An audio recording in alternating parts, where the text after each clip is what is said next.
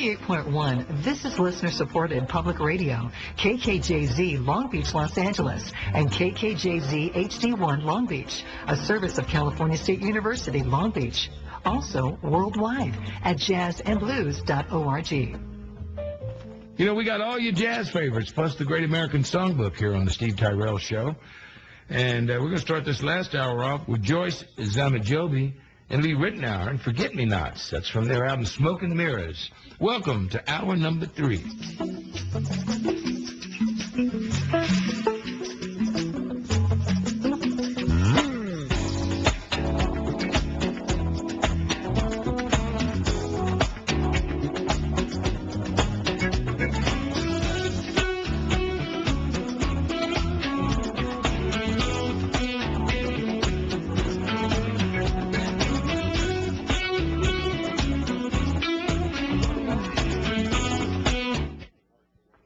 Welcome to the Seal Beach City Council meeting. It's July 10th already. Half the year's gone. I'm calling the meeting to order. Would Mayor Pro Tem Verapapa lead us in the pledge? Yes, please join me in the Pledge of Allegiance. I pledge allegiance to the flag of the United States of America and to the republic for which it stands, one nation, under God, indivisible, with liberty and justice for all. Thank you all. Can we have the roll call, please? Mayor Masalavit. Here. Mayor Pro Tem Verapapa. Here. Councilmember Deaton. Councilmember Moore. Here. Councilmember Sestarsik. Councilmember Deaton is absent.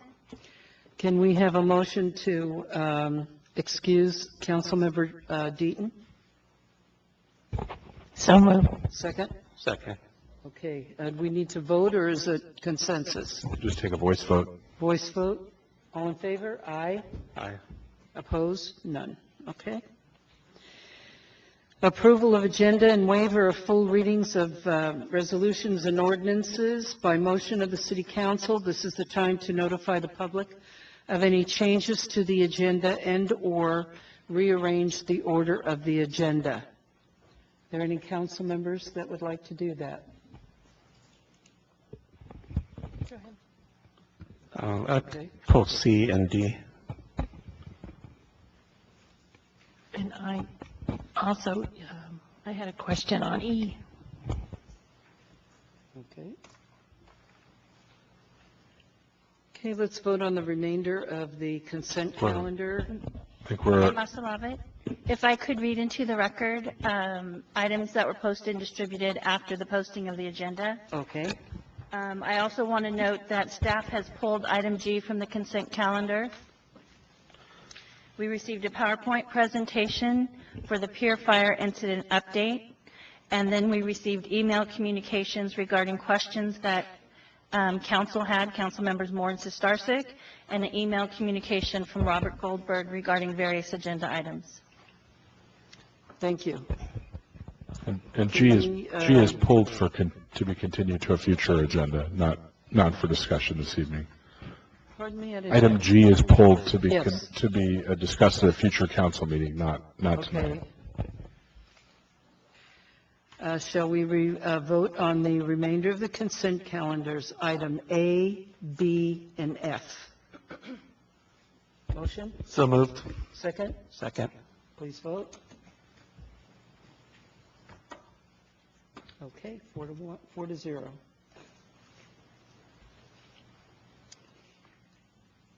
We are about to do our presentations. Would Orange County Fire Authority Division Chief Ken Cruz come up?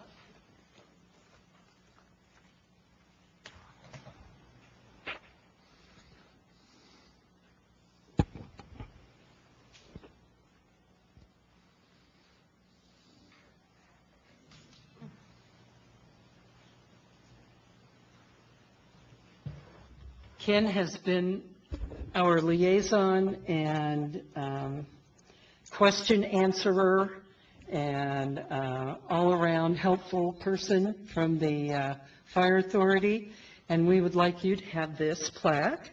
in honor of the time that you spent with the City of Seal Beach.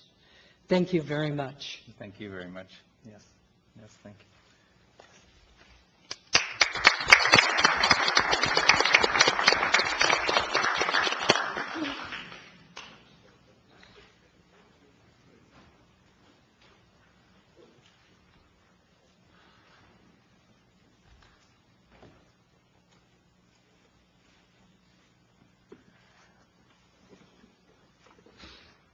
And we also are going to have a Seal Beach Pier update.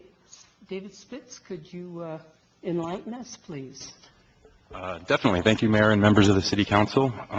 As is past meetings where I've updated everybody on the latest with respects to bringing the Seal Beach Pier back to its original state before the fire last year. I'd like to update everybody on the latest events that have taken place since the last council meeting, and I'll try not to talk too much about things that we've gone over in detail, but my bad, got to turn it on. There we go.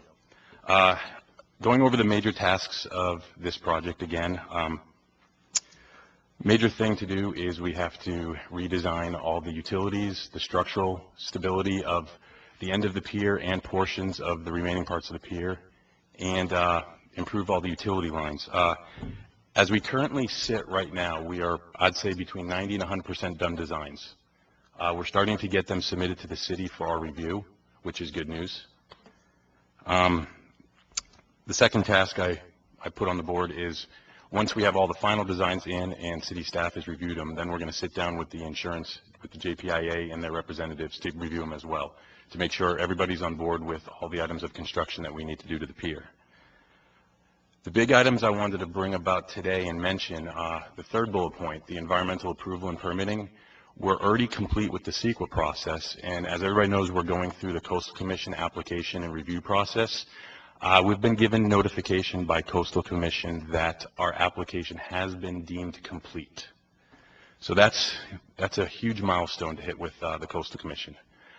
Basically, the next steps after an application is deemed complete is they have approximately 60 days to agendize the item. So within the next couple of meetings, we can pretty much expect to be in front of the Coastal Commission board for discussion and hopefully approval. They're pushing, along with our support, to move our project as fast as possible.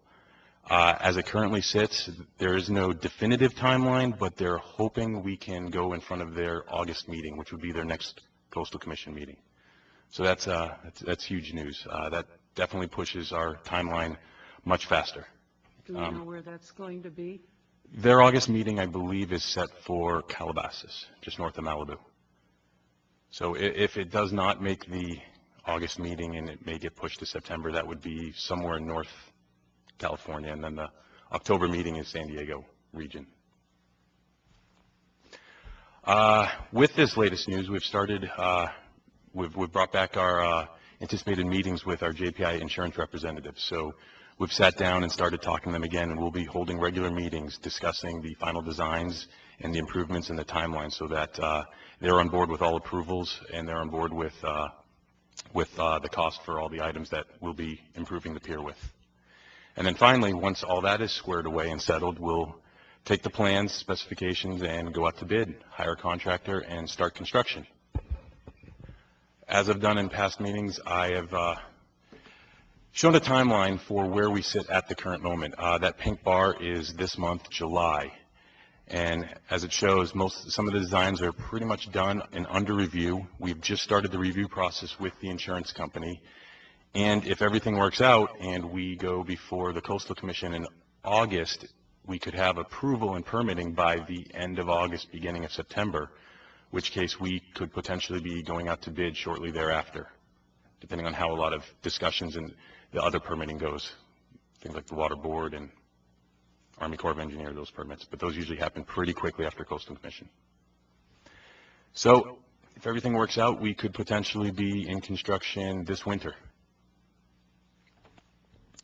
And that pretty much concludes my portion of the presentation. If you have any questions. Madam Mayor, quick question. Back to the schedule, please. The Coastal Commission review period, is that on there? I know you have the permit, but The whole process of the Coastal Commission review and permitting, I just have under It's all Coastal lump Commission. sum? So Yeah, they've Yeah, already, just- they've already done 6 months worth of reviewing our item and approved our application now. Okay, so as soon as the hearing's done, that's kind of like it for that window, so to speak? Typically, now that it's been approved, they'll start writing their agenda item. So they'll really be hitting up the city and our consultants with questions to write their agenda item.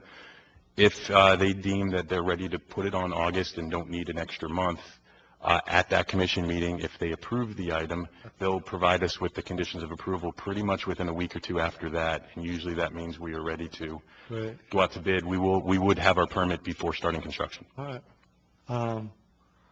I haven't been out there in a while. I'd like to go out there again if I could. I know a lot of things haven't changed, but maybe we can schedule something. Definitely, whenever you're available. Thank you. That's all I have. Thank you. Any other questions of staff? No? Okay. Thank you very much. Oral communications.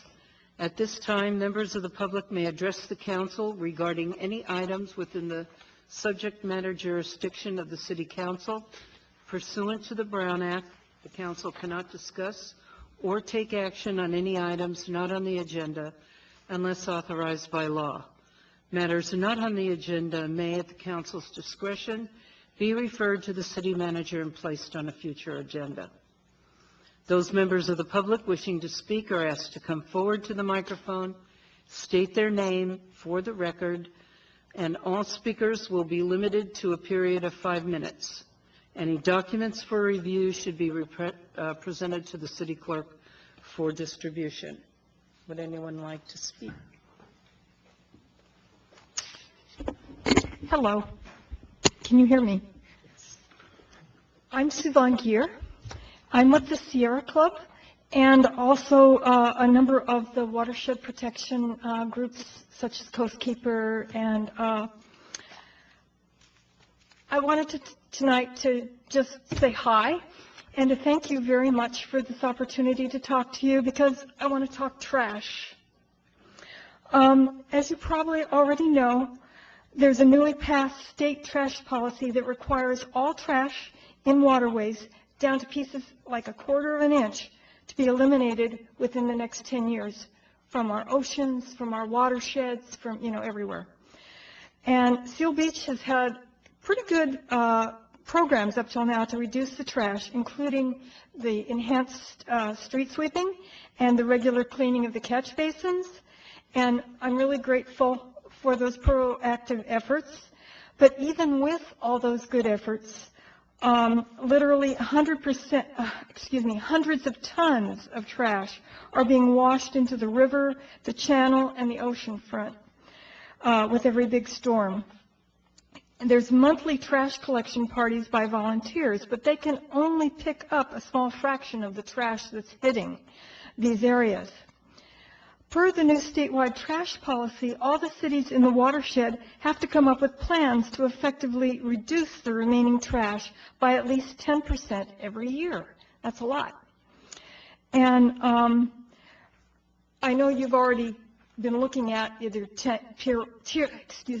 Tier 1 or Track 2 or whatever option.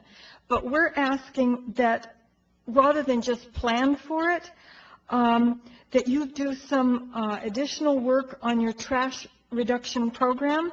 We're asking you to have your staff look at and calculate how much trash is actually escaping the trash collection efforts that you're making, and come up with a plan that would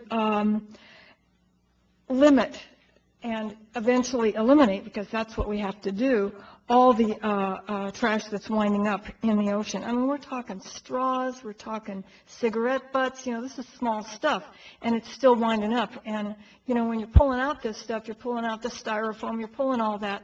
But as a volunteer who's picking it up, you're really only effective when you're just doing the last cleaning up. When you're having to pull out the big stuff and have that stuff hauled away, so much gets left behind.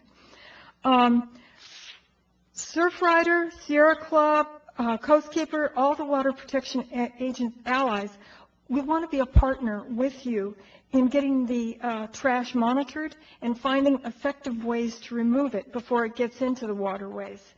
please look at us as your allies in this. If you would ask your city manager to brief you on your city schedule for installing the next round of trash reduction measures, we'd appreciate that. And if you do, we will broadcast through our networks what the city of Seal Beach is doing to take greater steps to eliminate any remaining trash escaping from the city. We hope you'll consider us your partners in this effort seriously. Thank you very much. Are there any questions? I know we're not supposed to do that. We're not supposed to ask you anything. Okay. But I think that your offer of help is very much appreciated. Thank you very much. Thank you. Thank you. Anyone else?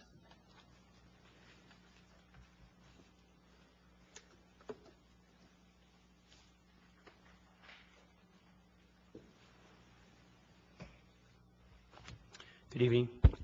My name is Glenn Duckett. I'm a 35-year resident of Rossmore. I'm aware that the LA Fitness Project will come before you at a future date, but I'm unlikely to be able to attend that meeting, so I'm offering my input tonight. I hope the fact that I'm offering it at a time separated from what will probably be a pretty contentious meeting will not diminish the extent to which you consider my comments. All projects that come before the council, this chamber, are by definition difficult. That's of course why you're paid the big bucks. When the time comes, I hope that you will approve the LA Fitness Project with two conditions which I will describe shortly. But the main reasons are that it will literally benefit hundreds of local residents, Rossmore, the Highlands of Seal Beach, all the nearby communities. In addition, the developer will fix the traffic congestion at the Sprouts Corner. This will be a huge benefit for the community, including local residents and shoppers who never step inside the health club. Please do not undervalue these two benefits to the community. The two conditions I would recommend for approval are that the developer rotate the project 90 degrees so that the front of the LA Fitness facility faces the back of Sprouts. Doing so will make the building itself a sound barrier protecting the condominium, nearby condominiums, from a great deal of the traffic noise that they are so concerned about. In addition, the second condition should be that the council should require the developer to develop an equitable and mutual agreement with the condo associations to provide legal off-street parking for condo residents at the back of the reoriented building. These two concessions by the developer, along with the proposed lane improvements near the Sprouts facility, will allow the benefits of this project to be realized while mitigating most of the negative consequences to the community. What are the stated concerns of the opposition? Traffic, crime, safety, and property value. If I were in the opposition, I too would probably advance anything I could think of and hope that maybe one or two of the arguments would take traction. In this case, however, none is supported by documentation and data or even common sense in some cases. Take traffic. What do you think about when you think about traffic? The 405, rush hour congestion, that's not what is involved with people going to and from a health club. Patrons literally trickle in and trickle out all day long. The predominant usage time is between noon and 7 o'clock at night. A lot of the users spread out over the course of a day don't create congestion.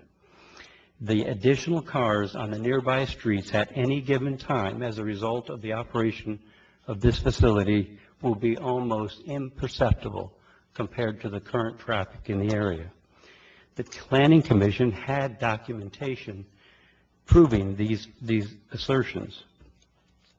The other thing is that a large fraction of the users will be local people, and these people don't represent additional traffic trips or traffic on our roads. They're already there.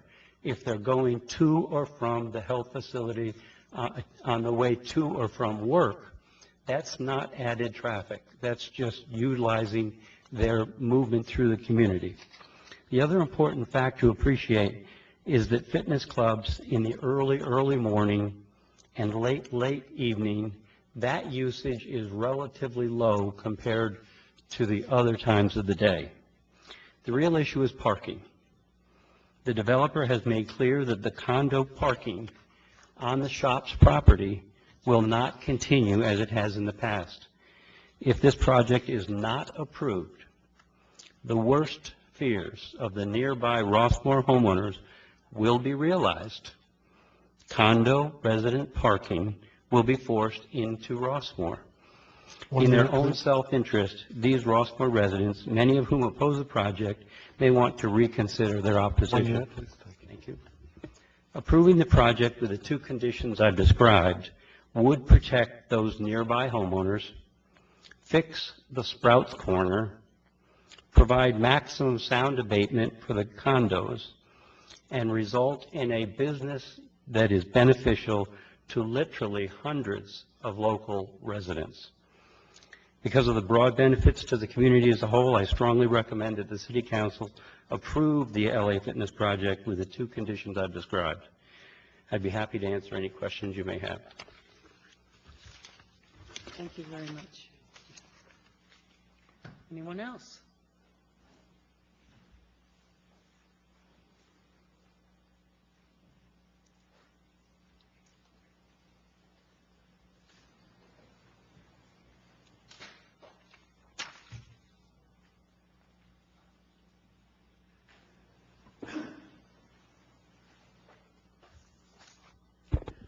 Good evening, City Council and staff. Robert Goldberg. I'd like to speak regarding the purchasing ordinance, the second read on the purchasing ordinance. We had a very good discussion about some of the issues I was concerned about at the last meeting 2 weeks ago. I thought that there was some clarity, that we got some clarity from the discussion on some key points. However, there was no changes to the language of the ordinance. And one of the concerns I have is that a year from now, 5 years from now, 10 years from now, whenever, when a different council and probably a different city attorney is trying to interpret this, he or she, or all of us are going to be looking at the words. They won't necessarily have the benefit of the verbal clarifications that we received at the last meeting. And so I think the words should reflect that clarity that we had from the last meeting. And there's three changes that I would suggest that you make. And I've handed out a one-page, and it's all related to the same subsection, which is the purchases that are exempt from bidding requirements. The first change, which I labeled number 1 there, is that in section B, this has to do with this waiving purchases for an anticipated local emergency. There's a phrase there, regardless of the amount of expenditure. And again, we spoke, Councilman Verapapa asked about this at the last meeting, and we were told by Robin and City Attorney confirmed that did not imply, that phrase was not meant to imply that the city manager's limit of whatever it is now, 32,000 and change, could be waived, that still applied. But the language is still there, regardless of the amount of expenditure. And it's very unclear why that language is necessary if the intent is not to waive her authority or the maximum authority that she has. So my suggestion is you just strike those 5 or 6 words.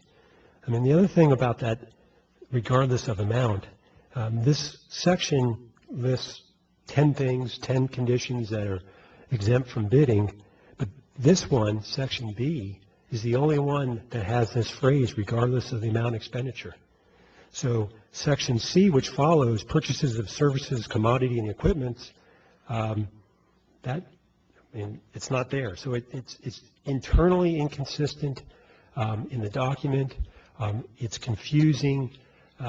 Per our discussion, that you had, it's going to lead to confusion in the future. Number two, at the last council meeting, there was a lengthy discussion about when the clock starts for you all and the public to be notified of, again, these purchases made for an anticipated local emergency in this section. Because this section reads that that a full report will be made to council at their next meeting regarding these emergency purchases, etc. And so the discussion we had last time is when does the clock start? Does it start when the purchase order is issued, when you tell the vendor to deliver the pump, or is it when the pump is delivered, or is it when 3 or 4 months later we cut the check for the pump, for the storm drain pumps? And I use that example because it was alluded to as being applicable to this section. Well, in the discussion we had before, 2 weeks ago, City Attorney, I think, made a clear statement. 1 minute, please. He said that the clock would start at the earliest date when we are bound or committed to the purchase. And I would agree with that, but that should be reflected in this language as well. So I would suggest inserting the words at its next regular council meeting following either the delivery of goods or the provision of services, which would be by a contractor. To me, that would make the date clear.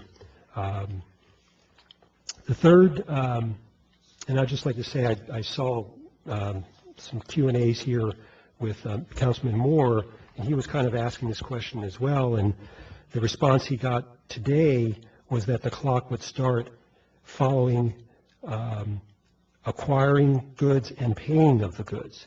So again, paying of the goods can be delayed for months. That's just the reality of the way the city works. So I don't think that's a good yardstick to use or a point in time. The third thing is in section D, which lists all the professional services in quite a lot of detail, which is fine, goes on and on and on.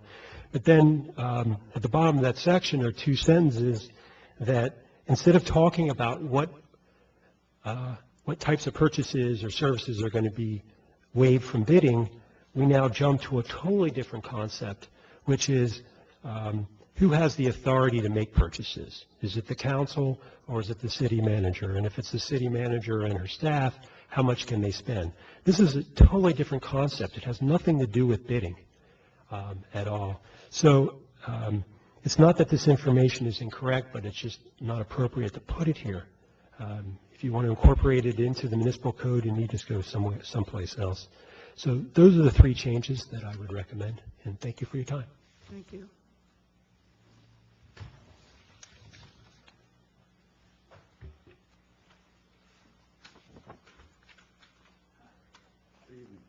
Gary, how are I didn't you? prepare this, so I'll just do it quickly. I came to just to... Could you give us your name? Oh, yeah, Gary Miller, College Park East, former city council person from 2008 through December 2016. I just came to try to clarify some misrepresentations or perceptions, as well as discuss the resolution before you. First of all, I want to discuss the resolution 6384, which I did with the city manager when I was mayor. That was put in place strictly to set a limit on how far the city manager could go with expenditures without coming to the council. It had nothing to do with the budgeting process. We went over and used the dollar amount for capital projects, but it had nothing to do other than it set the dollar amount. Also, the El Nino effort, which was discussed last week, had nothing to do with bidding whatsoever. It was never a topic of the discussion. Everything was about council approval and when we should have had it, what was emergency, what wasn't emergency. Nothing to do with bidding. The El Nino effort actually began in August 2015, and I didn't know about it, but it did. And it was 5 council meetings before approval was actually asked for that project. That approval was asked for in December, and $190,000 had already been committed. There were pumps on site. There were pumps tied to things. There were big, I don't know what you call them, pipes out here on the beach. Yeah, sure, you can cancel the project if you want to at that point, but you're going to have a lawsuit. The lawyer knows that. You're going to have a lawsuit because somebody's put out some money to put it there. So you shouldn't wait till the things are in place. You shouldn't wait till the last minute.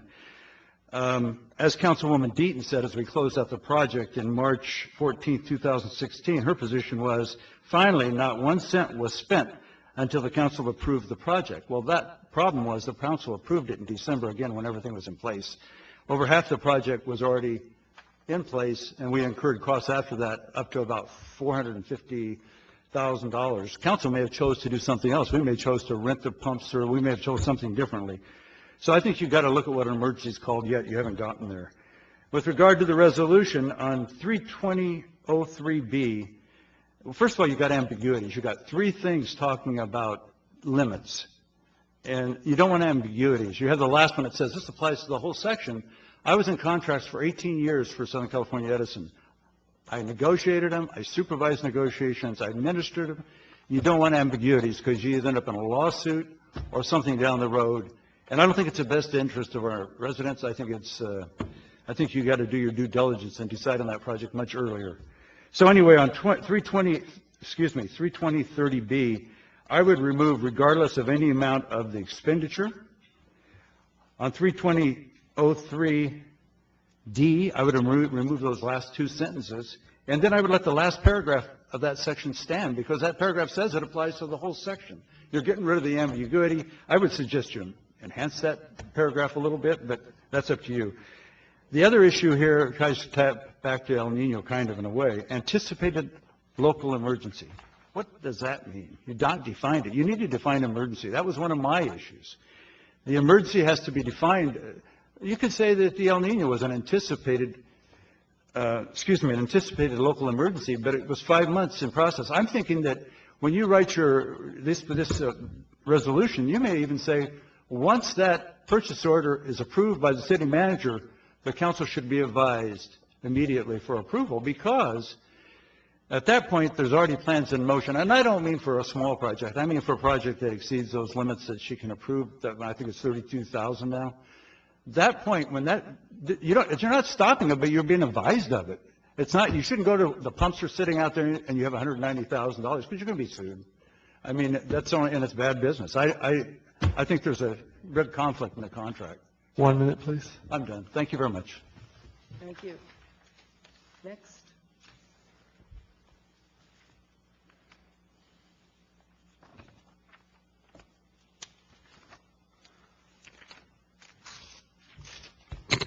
Okay, Joyce Parquet, Old Town Seal Beach.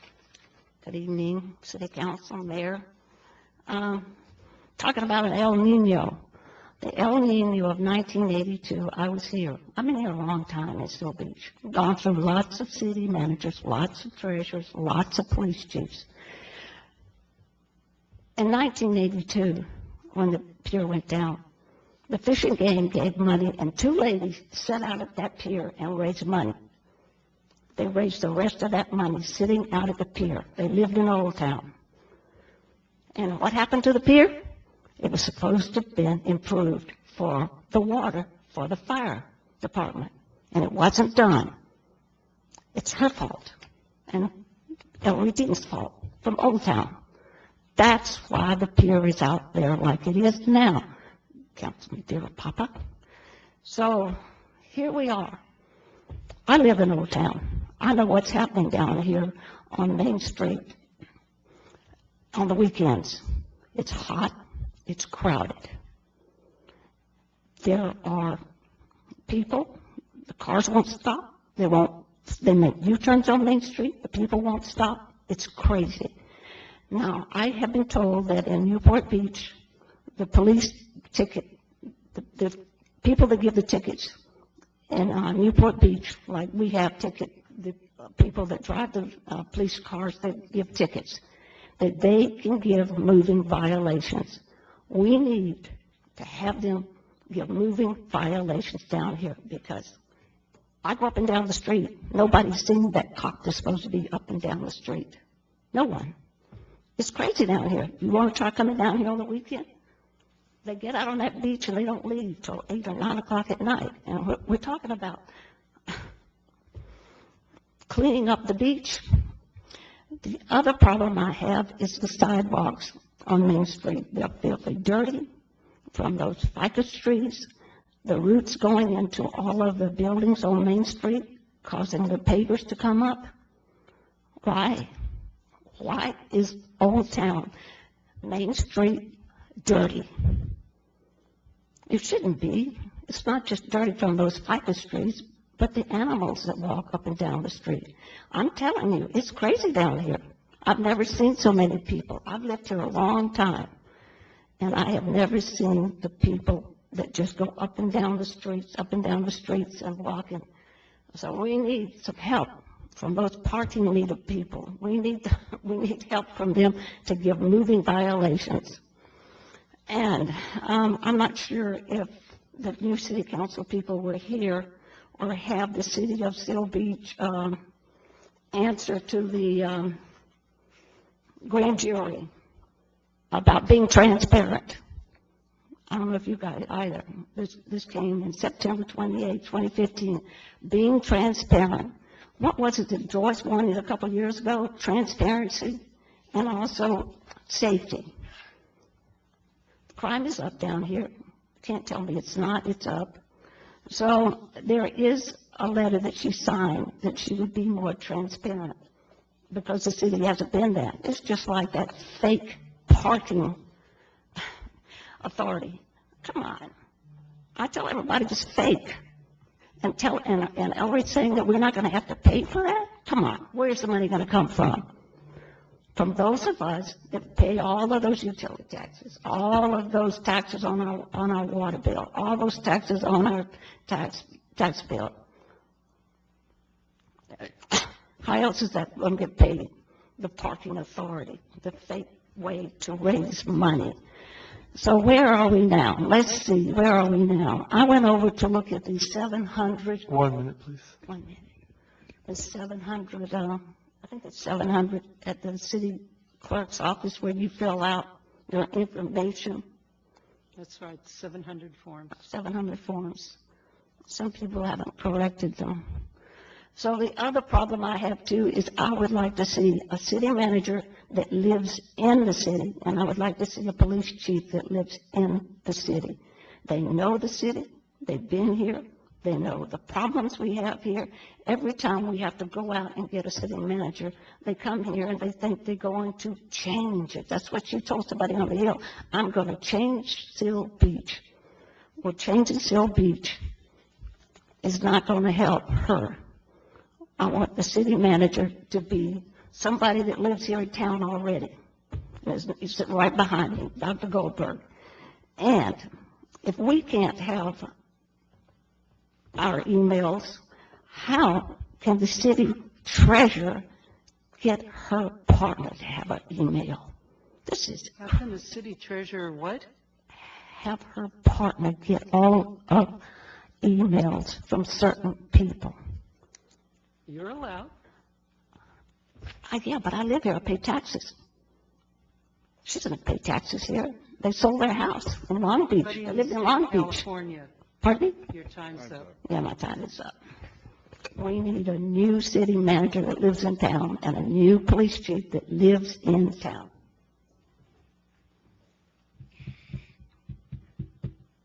Anyone else? Okay. Can we have the city attorney's report now? Thank you, Mayor. Members of the council, prior to the meeting this evening, the City Council met in closed session regarding the one item of labor negotiations that appeared on the posted agenda. Councilmember Deaton was absent and excused. The council took no reportable action.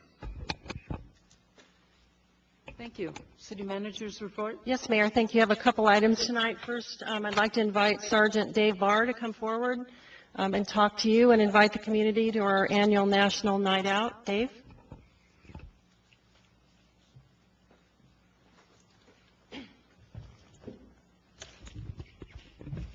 Thank you very much.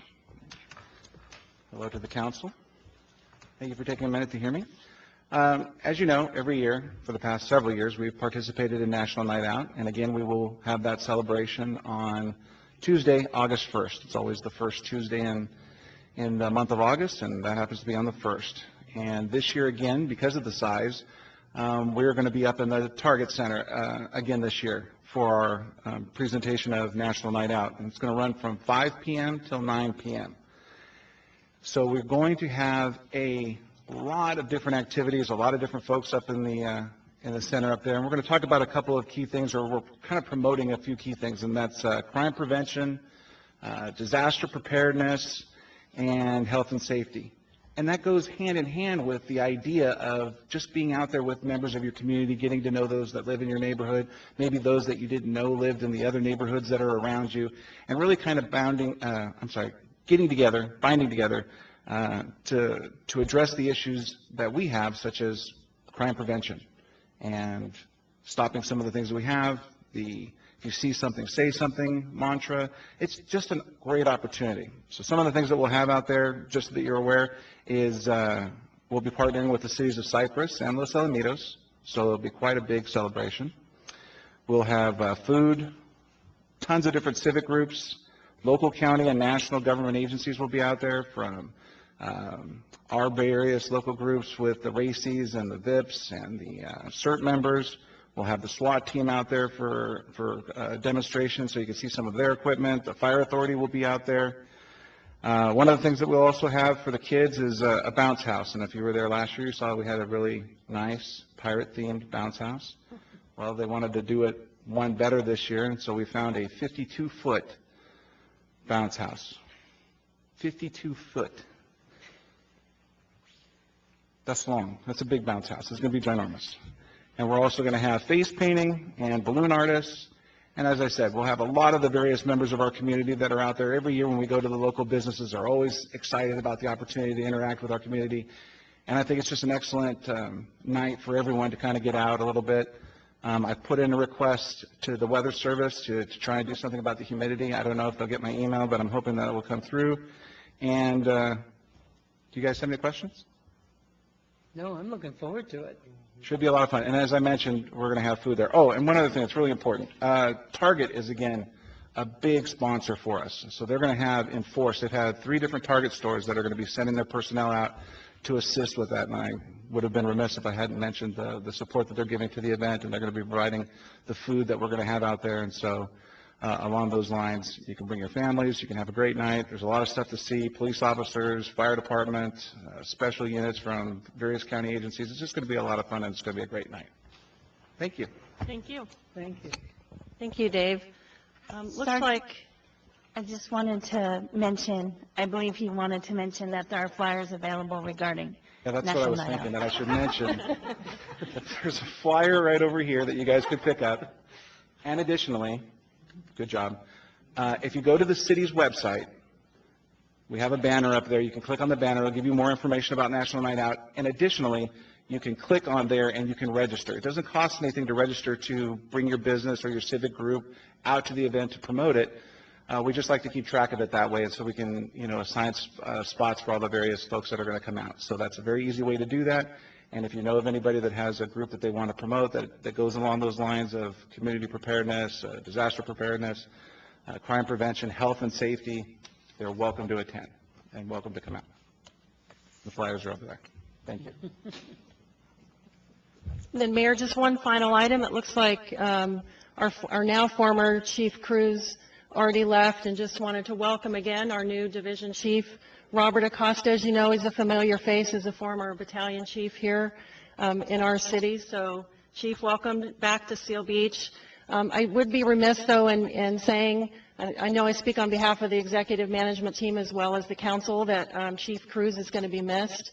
As you know, he immediately immersed himself in our community as our fire chief and quickly gained the trust and confidence of our community and the council and our executive management team. He's quite a fire professional and provided outstanding leadership and service to our community. And so I told him, we won't be saying goodbye. He's not retiring. He's just moving back to headquarters. So just so long for now, but still accessible to us in his new role, and he'll be missed, but we want to welcome Chief Acosta to Seal Beach.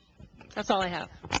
Thank you, and welcome again, still.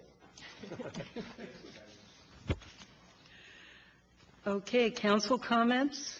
Councilmember Sistorsek. I wanted to say that I went to on the 4th of July to College Park East annual bike parade and chili cook-off.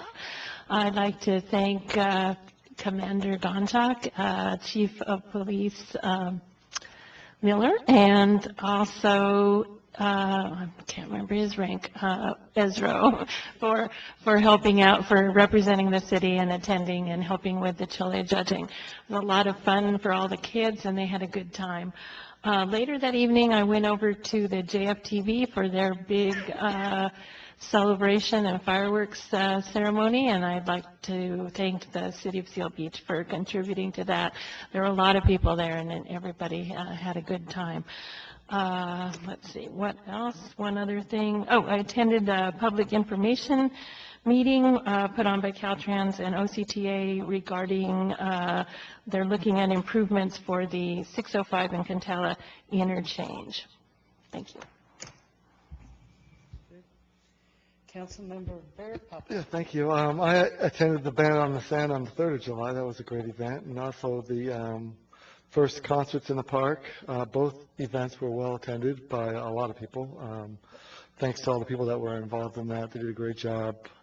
Can't even start to name all the people that participated, but it was a great job by all. Thank you. Good. Councilmember Moore. Yeah, I'd like to just say good job on the pier and getting that moving faster than we expected. So I was real happy. I think we're all happy to hear about that. I went to the Band on the Sand also on July 3rd, and it was very impressive. It was my first time. There were about 4,000 people when I got there. Rosie Ritchie and Lisa Landy did a great job, and so did the police department. I heard there were relatively no incidents. I'm already looking forward to next year's Band on the Sand. And I also went to a neighborhood party in College Park West on the 4th and had a great time with a lot of neighbors and spending time with friends and family. And I'm looking forward to the fish fry this upcoming weekend. And I'll be there on Sunday helping out with the Lions Club. Thanks. Great. Well, I went to a couple of meetings. One meeting I missed, however, was the planning meeting for the Women's Conference that the City of Cypress, Los Alamitos, Seal Beach, and La Palma are all coordinating together to put on a women's conference in September, and we're in the planning stages, and it's all coming together.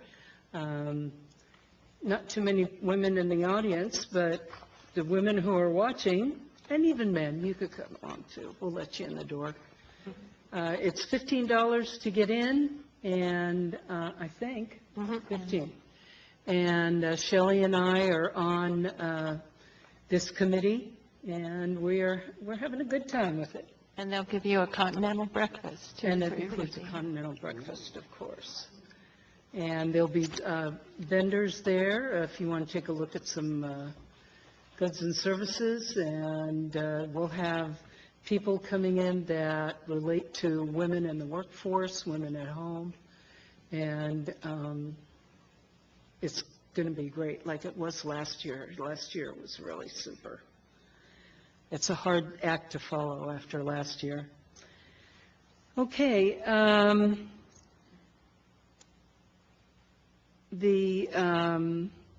We did the consent calendar because I did it out of order. My apologies. Mayor, I'd suggest you take a vote on that again following Do it public again. comment. Just Okay. Let's have again a motion to approve the remainder of the consent calendar, item A, B, and F. And we'll vote on it again. Is there a motion? Motion to approve. Second? Second. Okay, please vote. Okay, 4-0.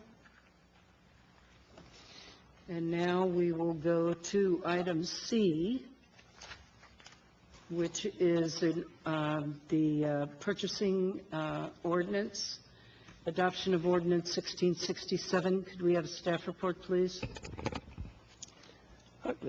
Right? I'll defer to Robin on this. I know we had a pretty lengthy and presentation at the last council meeting, so unless there's specific questions for the reason it was pulled, then we're happy to address those. Robin, in conjunction with the city attorney, can address the specific questions that the council has. Okay. Robin, do you concur? Yeah, I just would like to comment that at the last meeting, there was direction provided to council to make a change, and that was to include item M with respect to the city being able to take advantage and combine purchases.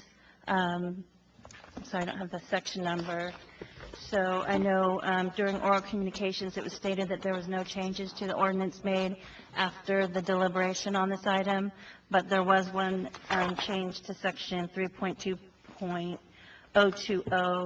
I'm sorry. 030M. 030, yeah, M. M like So I that. just wanted to make that clarification, that based on council deliberation, the understanding that I had was that change was to be made, and that change was made.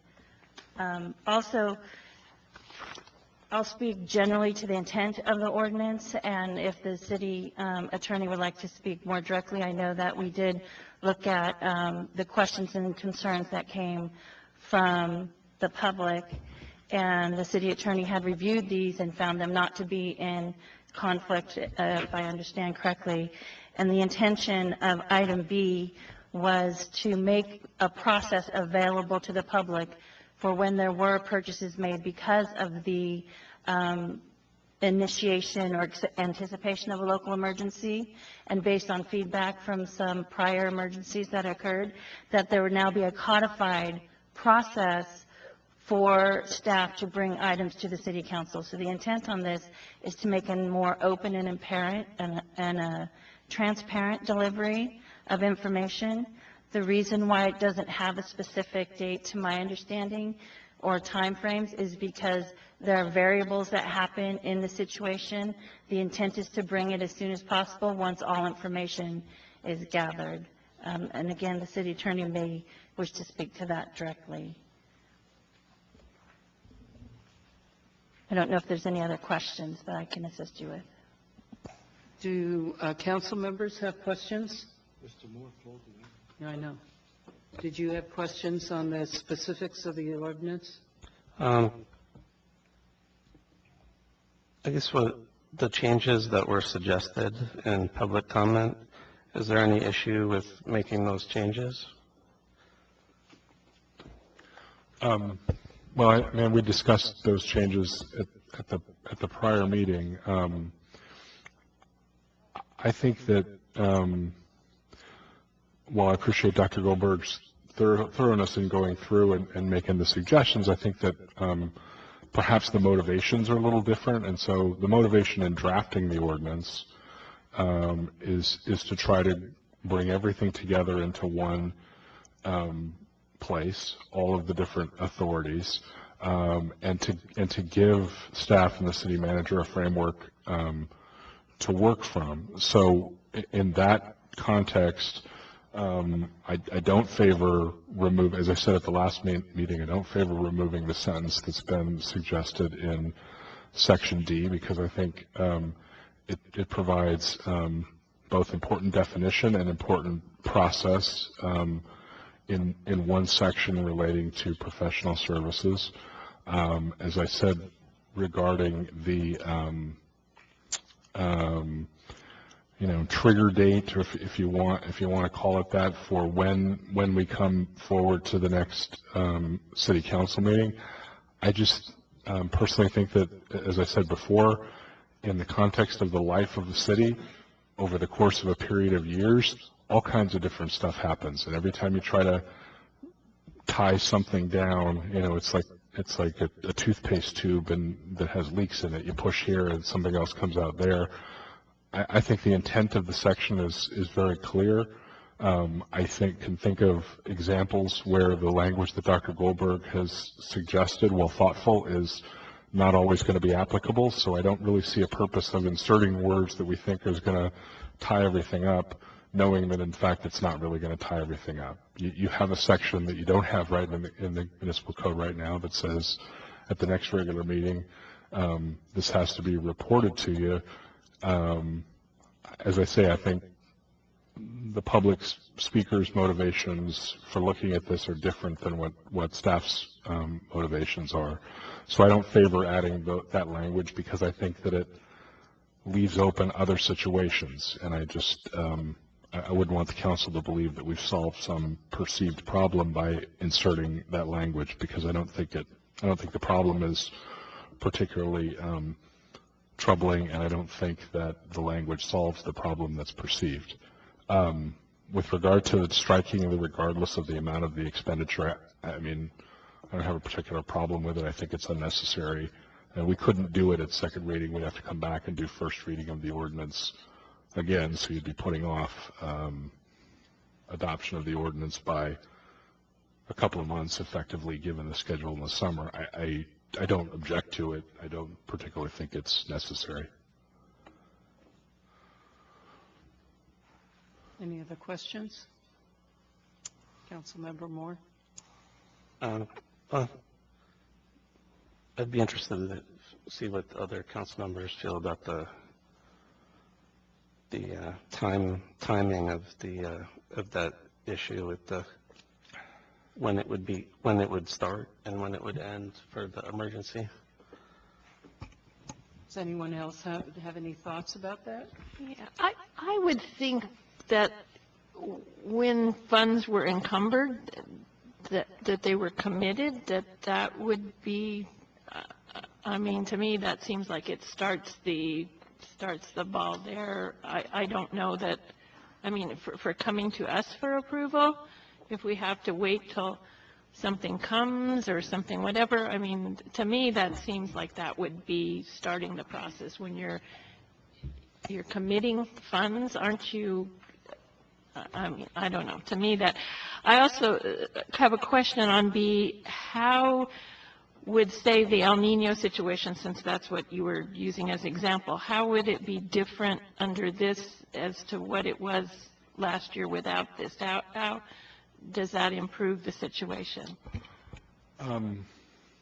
Well, there's a reporting requirement now, and so in this case, and I think this illustrates the problem, because I'm not sure what, in all cases, encumbering the money means, because I can think of circumstances where we agree to an on-call contract, for example. We're going to have public works staff public works contractors in the El Nino situation ready to come out at a moment's notice to pump and clean up and whatever. If we have an on-call contract, that might be 6 months before the storm, and we wouldn't have received services, and we wouldn't have had any goods delivered, and we wouldn't have actually paid out any money in that circumstance. I guess encumber would mean entering into the on-call contract. But I think that's probably the way this would be interpreted either way. So again, it's just, to me, there's just this variety of circumstances that could happen, and if you try to define two of those as being the circumstances, then the question is what happens in those other circumstances. If it's the expression of the council that this notification occur, as I said at the previous meeting, at the earliest possible commitment, I think that's the spirit of the ordinance. I don't know how to write words that would take into account every possible situation, keeping in mind that this is a really small universe of contracts we're talking about here, something that happens certainly less frequently than once a year, and purchases that are below the city council's contracting authority. So I think we're talking about a real small universe of expenditures that we're trying to define here. And what was the intent of, regardless of the amount of the expenditure? Is it that really it takes into account her limit, or? Well, I think what that's saying, frankly, is that the other thresholds relating to bidding just don't apply. I agree it's repetitive. I'm not disagreeing with Dr. Goldberg. I think it could be taken out. Is it harmful to have it in? I don't have that same concern, and so I don't believe it creates an ambiguity, because we know that the other purchasing authority still applies. We know that the contracting authority still applies. So it doesn't seem to me that it's any particular ambiguity have it in there. As I said, I wouldn't oppose or have any, advise you against taking it out, other than we're going to put off adoption of the ordinance for essentially 2 months, given your summer schedule, to take those words out. And that seems, well, I'll leave it up to you as to whether it's necessary or not.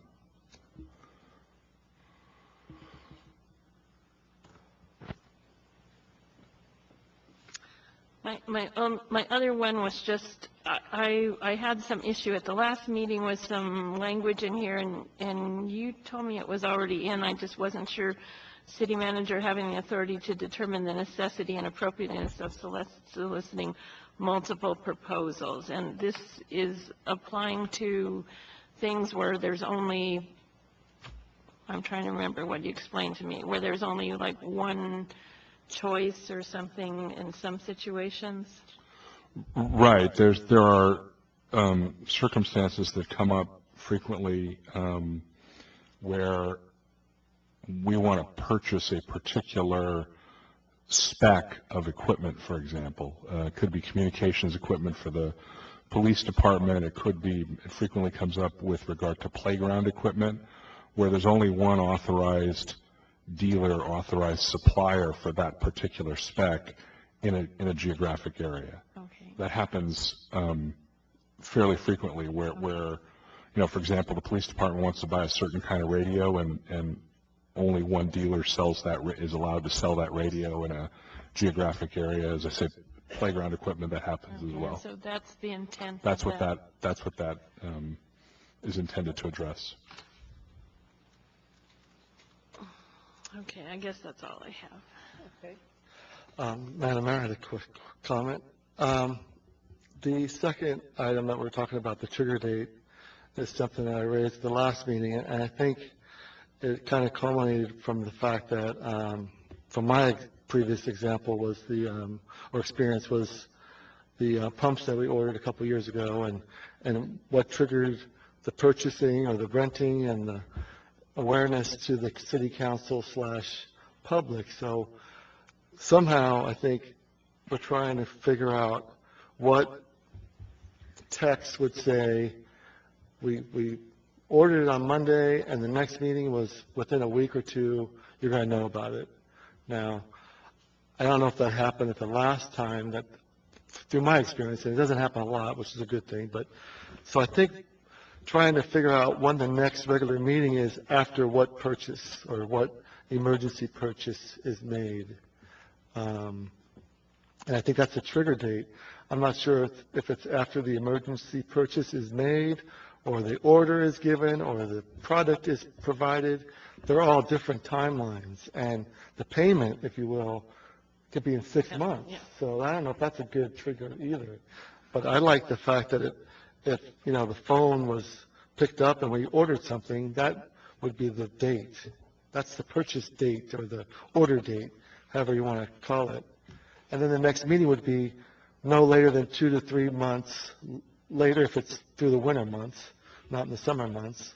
So somehow if it could be, included, to add after an emergency purchase is made at the next regular meeting would make it a little bit clearer for that instance. Now, every instance is different, so that's the only one I have experience with, and I don't want to, go into this labyrinth of different scenarios, but I think that's the example that we have currently, so. And I certainly understand the concern, and if the council believes that trigger event is something you want to see in the ordinance, and this is your ordinance, these are your rules, we're here to serve that. I would like to have some time to try to come up with something a little more comprehensive than what's been suggested. I think that's, if that's the council's pleasure.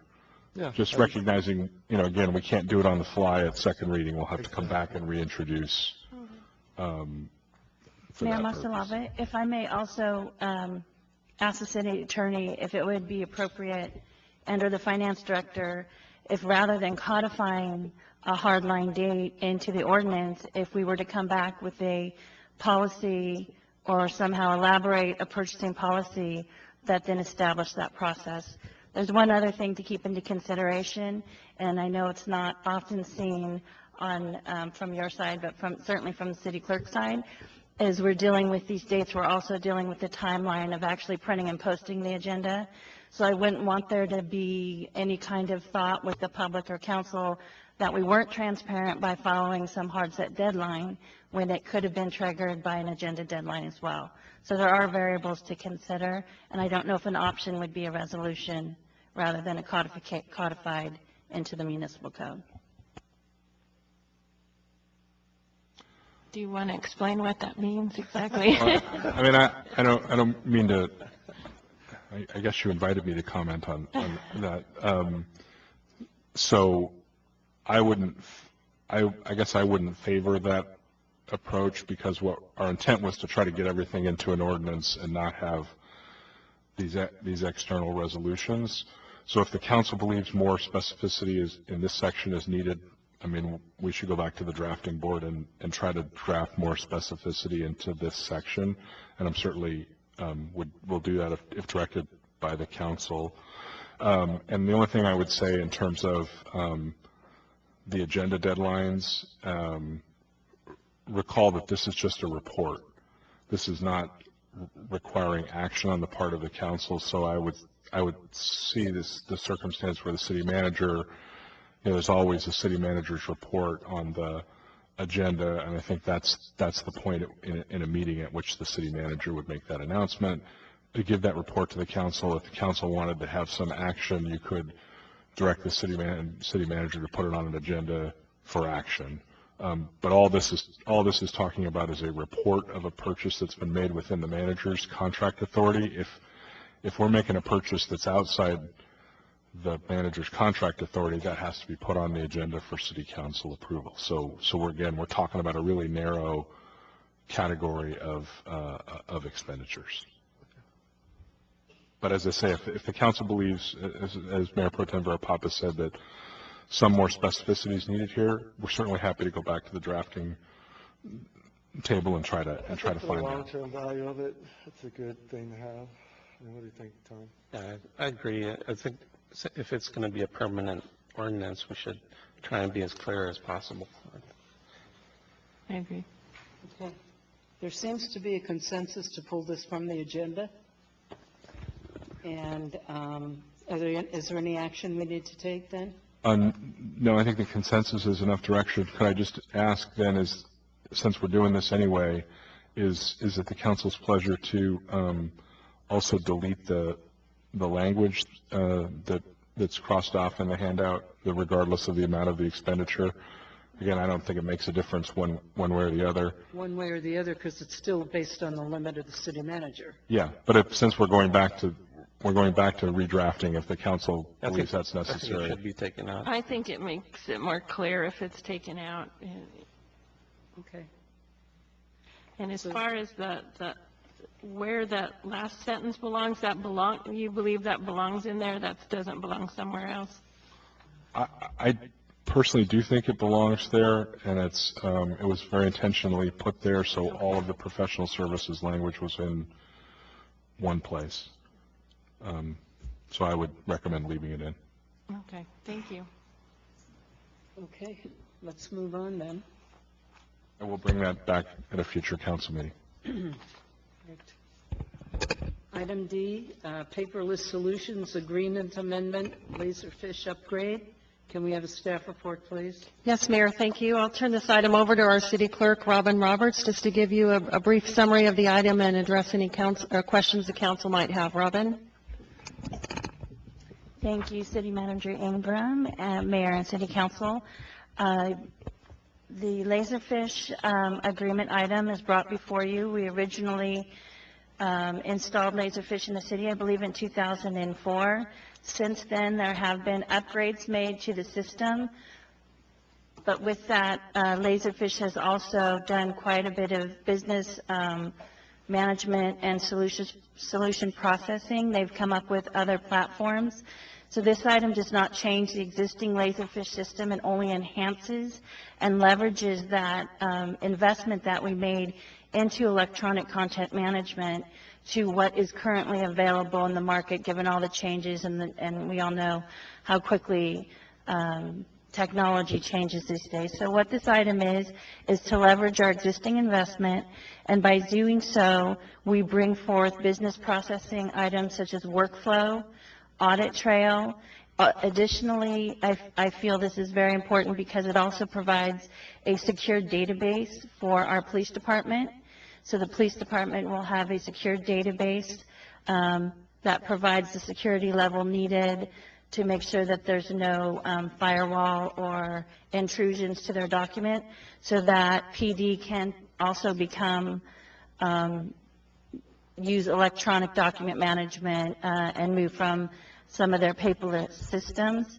It also does allow integration with items such as CAD RMS, so I think that this tool is one that is very useful for the city. I think it's an important move to bring us up to the technology that most cities are using right now, and it will provide efficiencies within the city regarding our business processing.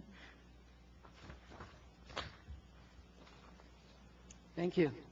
Are there any questions of staff? Councilmember Moore. How are the documents handled now in the police department? Are they? Well, I've spoken with our records, the records manager, Dan Fortney. He's not here tonight to answer specific questions regarding that, but I've been there to help him with retention and records, other records item, and I know that it is heavily paper-based at the moment. So this would help move the police department towards electronic? Yes, it would allow them to feel more confident in using Laserfish. Right now, with the platform that we have, we can't provide them a separate database. So the city hall database and the police department database would be integrated together, not providing that same level of security that's often needed to meet their compliancy. They have specific compliancy efforts or regulations. So this system meets all of those compliancies, and they would feel, they would know that their information is secure and kept to their administrator. When you say workflow, is that the workflow of the document through the different departments? Yeah, it can mean several things when you're talking about a workflow process. Basically, it's an administrative rights-based system where, depending on the document type and what solution you're seeking to solve, it could move through a workflow where, when it's initiated, someone would automatically be notified that there's a document ready for their review and or approval and or comment.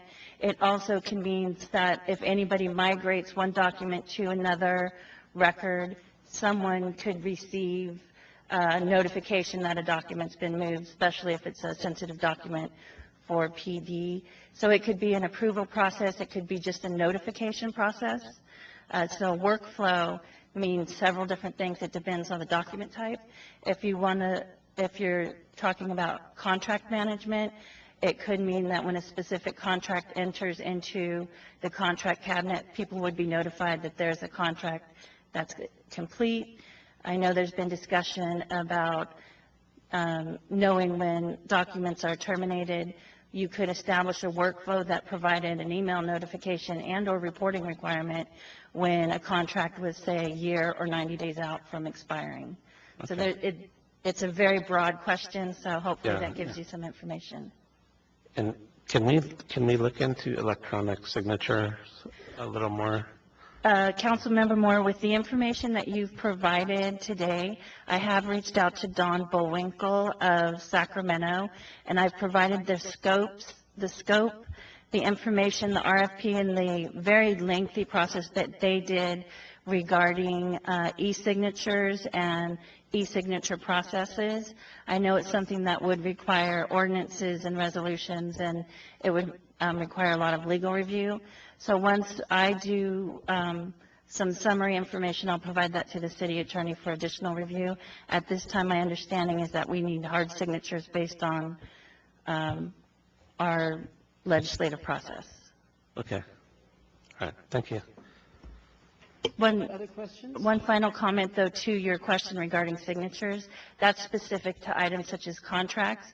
We could do electronic approval process through a workflow on interdepartment items that could create efficiencies. Councilmember Sestarsky.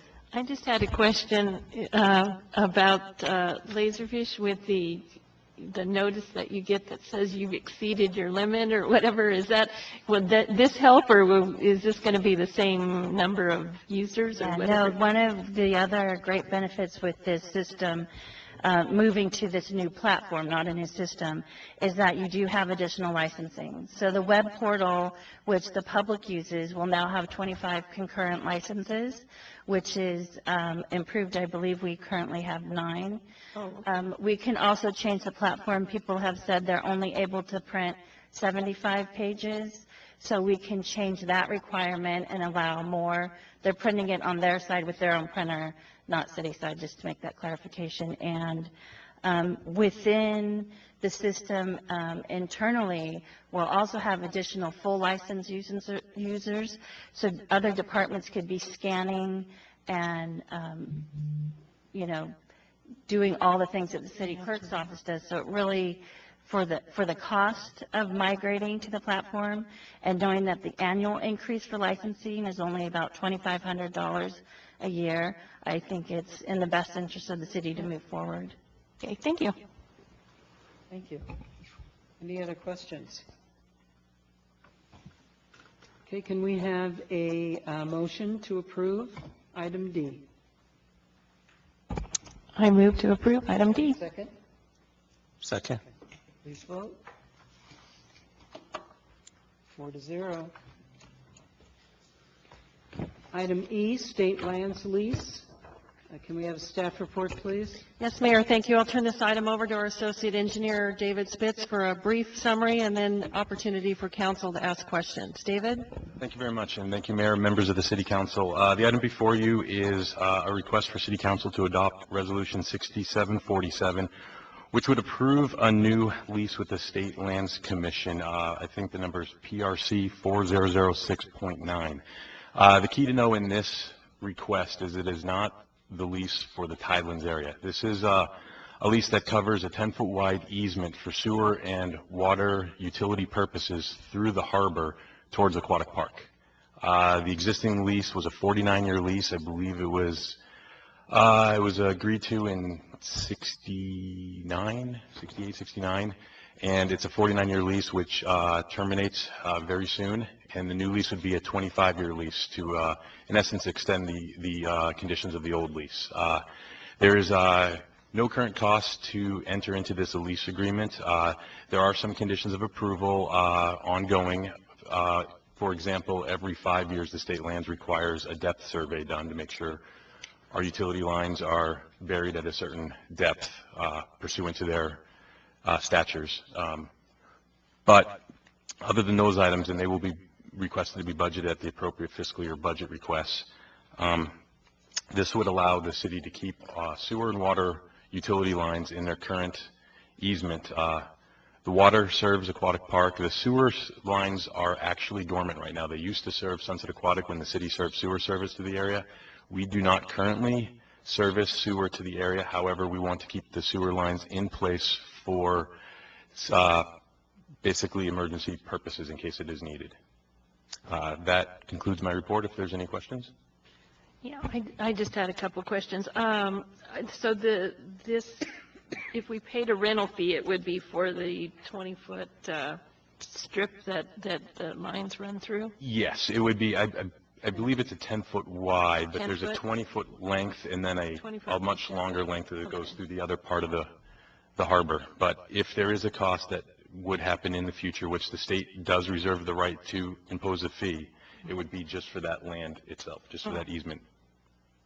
And I also saw there was some discussion of climate changes and things in there. I just wondered if that was similar to the other provision where it was kind of, anyway, that was, when I read that, that question came up in my mind. So they have a lot of standard conditions that they impose on all state lands leases.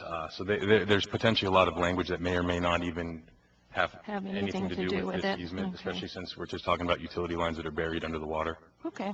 Okay, thank you. Any other questions? Okay, can we have a motion? I move to approve. Okay, second? Second. Okay, please vote. 4-0. Okay, new business. Approval of an annual special tax for Community Facilities District 2005-01, Pacific Gateway Business Center. Can we have a staff report, please? Yes, Mayor, thank you. I'm going to turn this item over to our Finance Director and City Treasurer, Vicki Beatley, and I believe what she's going to do is a combined staff report, since all three of these items are very similar in nature, since they're related to three of our community facilities districts, and then we'll take questions, and then we'll need separate motions on each item. So with that, I'll turn it over to Vicki. Thank you, City Manager Ingram and Mayor, members of the City Council. Yes, City Manager is correct. I think it'll just be relatively easy to go through the items right now. So the first item is the Pacific Gateway, and this is the Council's approval of the annual assessment for the property owners in Pacific Gateway. I'll show you the original, the boundary of the Pacific Gateway property. So this is before the development was actually completed, so this is the original boundary. Notice that it touches Westminster but does not touch Seal Beach Boulevard, and it only goes to the sidewalk area, not to the median. So when we're talking about doing landscape improvements in the area of this CFD, we have to take into consideration a couple of things, and I'll go over those very quickly. So there's 10 property owners that are affected in the Pacific Gateway district. The Pacific Gateway has two separate taxes. There's a tax A for facilities and a tax B for services, which are outlined in the staff report. Essentially, the tax A, or the facility amount, is to cover debt service and administrative costs. And tax B, which is the services, are for direct maintenance for parks, parkways within the boundary, or keywords here, benefiting the district entirely. So if there is median work done on Westminster, and such as there is now, and we can make a nexus to benefiting the district, then this particular district will likely be able to pay for some of the costs for that work being done.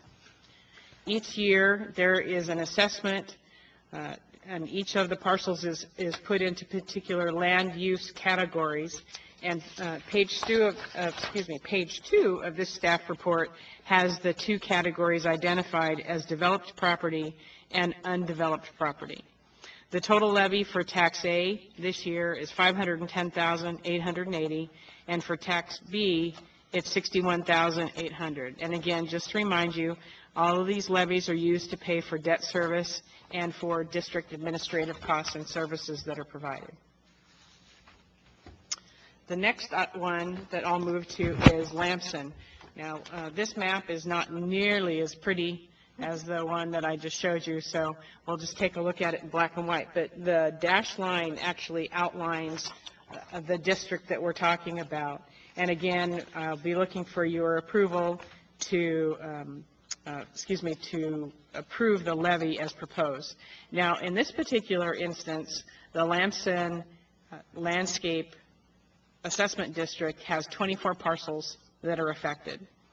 The levy is a flat tax that is adjusted by CPI each year. And the reason it's a flat tax as opposed to the Pacific Gateway is because we've already reached the maximum that we can place as a levy, and it can only be adjusted by CPI.